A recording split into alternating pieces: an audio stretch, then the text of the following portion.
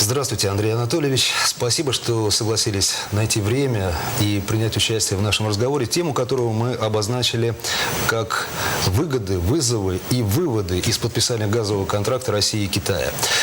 Начнем, пожалуй, с выгод. На какой профит может рассчитывать республика? Начало строительства такого большого, грандиозного объекта вообще говорят о том, что это стройка века практически. Конечно, в любом случае принесет выгоды и Российской Федерации, ну и в первую очередь республике. Это новые рабочие места, это обслуживающий персонал, который будет здесь работать, который будет обслуживать в том числе сначала эту стройку, потом уже построенный газопровод. Помимо этого, Газпромом, да, у них ЧНДА, они планируют поставки порядка 25 миллионов в год, а договор на 38.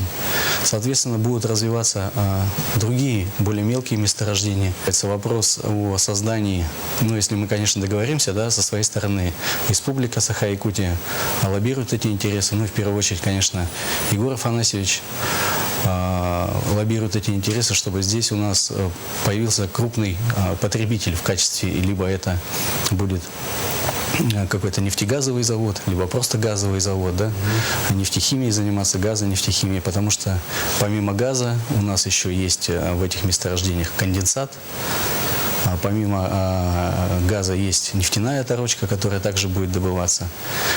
Также у нас есть возможность извлекать гелий, создать вообще гелевую промышленность. Не секрет, что у нас месторождения полны гелием. Есть возможность как бы извлекать и продавать жирный газ. Конечно, это будет преступно на территорию Китая. Да? Лучше эти все ценные компоненты оставить, конечно, здесь. Здесь, конечно, большую роль, да, сыграла правительство, ну и президент в первую очередь, когда лоббировались интересы, в том числе по прокладке газопровода. Ведь изначально «Сила Сибири» должна была пойти совсем по другому маршруту. Егор Афанасьевич лично приложил к этому, ну, руку, да, скажем так, большое участие в этом принял и пролоббировал эти интересы для республики. Сейчас начало стройки века – это, ну, начало новой эры, можно сказать, развития газовой отрасли, газонефтяной даже отрасли Республики Саха-Якутия. Ну, плюс экологически более чистое топливо. Конечно. Газ придет, ну, мы планируем, по крайней мере, и в «Газпром» отправлялись такие письма, да, и на совещаниях неоднократно у руководителей, в том числе и страны. Егор Афанасьевич, где присутствовал, озвучивал всегда о том, что там, где пройдет труба, необходимо заниматься газификацией населенных пунктов. У «Газпрома» есть своя концепция, да, в этом отношении, ну, так как они делают в других субъектах Российской Федерации. Они строят магистральные сети и строят газопроводы, отводы. Газификация внутрипоселковые, внутригородские сети – это на, ну, скажем, на плечи ложится местных органов самоуправления либо субъекта. Этот вопрос также отрабатывается. Мы таким образом подошли к вызовам, которые несет за собой подписание этого контракта. Какие вы видите вызовы? Ну, вызов в первую очередь, сможем ли мы построить в таких объемах именно местными ресурсами, да, чтобы не возили вахту, да, чтобы не приходили компании со стороны. Конечно, у нас есть крупные здесь компании, которые готовы. Вот Сахатранснефтегаз, допустим, сейчас создает у себя СМУ, да, которая будет в том числе, планирует участвовать в подряде, ну, совместно с нашими крупными предприятиями, которые строят здесь газопроводы. Нужно обратить в первую очередь внимание, что, конечно, субъект наш, да, в части газификации, наверное, является уникальным, потому что и правительство занимается вопросами газификации за счет бюджета. Практически ни один субъект этим не занимается. То есть это социальная направленность, это деньги из бюджета для улучшения жизни людей. Остальные ждут, когда придет «Газпром» и сам проложит как бы эти сети. Мы, в свою очередь, занимаемся, ну и параллельно отрабатываем с Российской Федерацией, и оттуда частично идут деньги, но не в тех объемах, конечно, которые хотелось. Скажем, вот за последние годы мы вложили порядка более 23 миллиардов. Из них денег федеральных было, ну, чуть больше 4 миллиардов.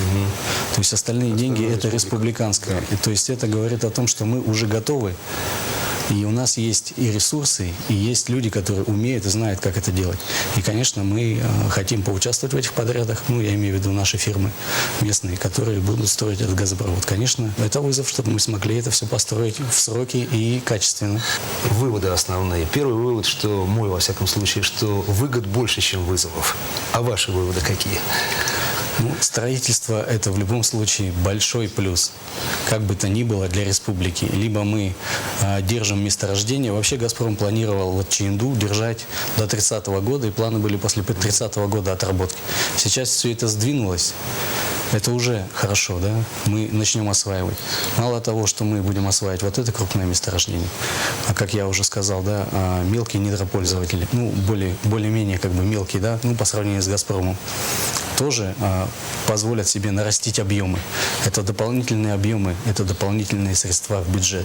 Дополнительные средства в бюджет – это дополнительные деньги на инфраструктуру, на социальное развитие. То есть республика, конечно, получит мощную помощь в этом отношении, когда начнется строительство.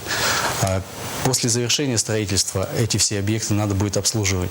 Конечно, никто не будет, скорее всего, вахтой возить, да, чтобы это все обслуживать. Будет местное население трудоустроено. Опять же, местное население, зарплаты, НДФЛ, бюджет и так далее. То есть здесь большие плюсы.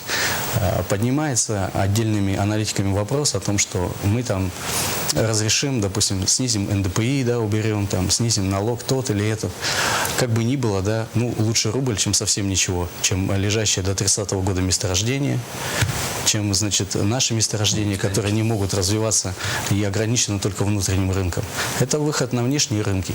И разговор идет, что 38 миллионов – это только начало. Возможно, как бы увеличение и до 60 миллионов. Все как бы в наших руках. Миллиардов вы имеете в виду? Миллиардов, прошу прощения. Спасибо вам огромное за беседу. Спасибо, что согласились и нашли время прийти. Всего вам хорошего.